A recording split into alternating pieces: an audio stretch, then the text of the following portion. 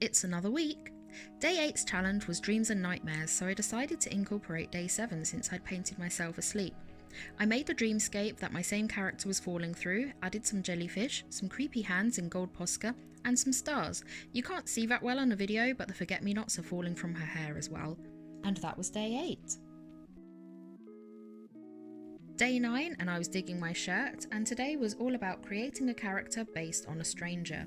I chose this woman that I saw sat in some tulips in a park and decided she was a mysterious flower witch, so I drew some sketches inspired by her look and then decided to try and use watercolours for a change.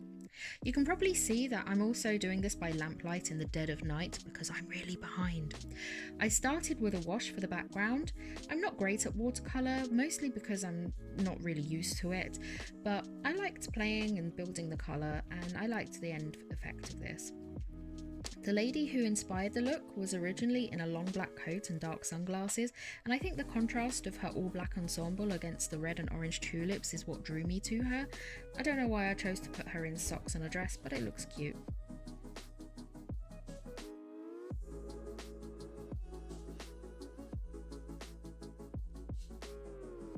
I thought her hair looked pretty good in this, and I also really liked how the dress turned out.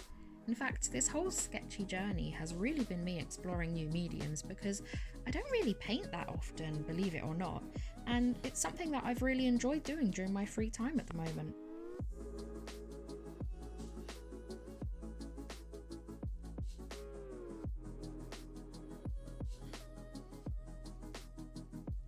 Last but not least, I added the tulips and these yellow flowers that were also there.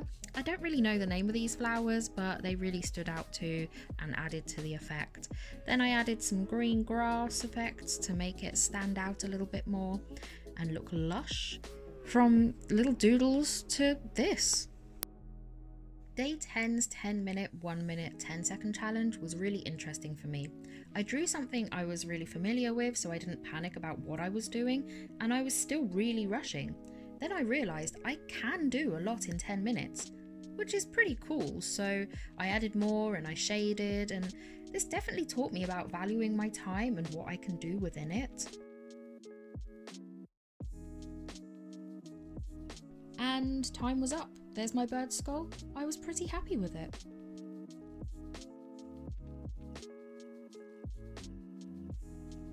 One minute, I just got the general shape and some minor detail, and that was a rush. 10 seconds, well, that was a toughie.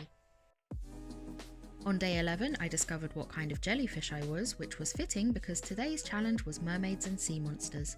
I gathered my pencils and decided to use some awesome natural inks from Bohemian Raspberry, check them out on Etsy, and these cool Japanese sweets that come in a pill popping thing in case I get snacky.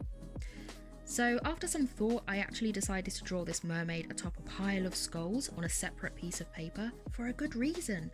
And then I got my inks and this watercolour because you know how you tea stain pirate maps as a kid? You get my feeling with this.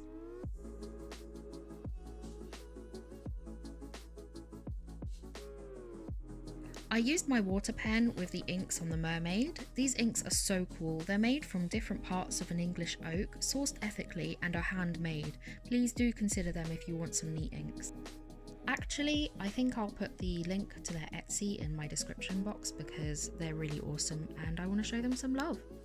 I added detail using the bamboo pen that came with the inks, and that was really nice on the skulls actually. I think they looked really cool. I ripped the sides of the paper to look worn, going back to that pirate map as a kid thing. Then I blended some colours on the actual page of the book itself, and then I stuck the mermaid on top.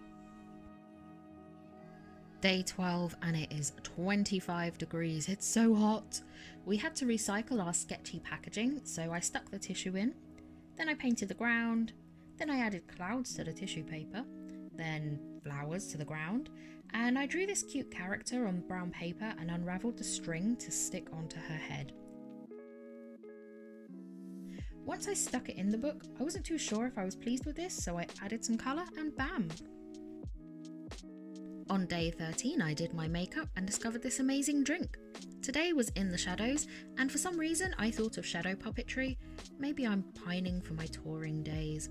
Anyway, I painted this hand making a shadow dog, and then I thought the space looked empty, so I added a cute poem to it. Last but not least, day 14 was inspired by the decade you were born in. Yep, that's me, in the mid-90s, posing as always. I always think of the crazy prints that we had back in the 90s, and I loved bowling alley carpet prints. So I painted 2 pages black and loved how dark and textured this felt. I also painted myself, naturally, and then tested on a piece of card what material would be most vibrant on top of that black. It was Posca, but I was picking up some of the black on my pens and I wasn't really satisfied with it. Then I found this decoupage glue which I thought would act as a barrier. I tested that and yeah, when I was spreading the glue it took some of the orange with it, but I worked my magic and it looked pretty good. I was so excited to do the other side because yes, this might not be my dream bowling alley floor, but I think it looks really colourful and lovely. So voila. I think the best thing about the 90s prints was there wasn't a lot of consistency, so it was really fun to just draw some shapes and make something really jazzy and bright. And that was week 2. Is anyone else loving how thick their sketchbooks are getting now?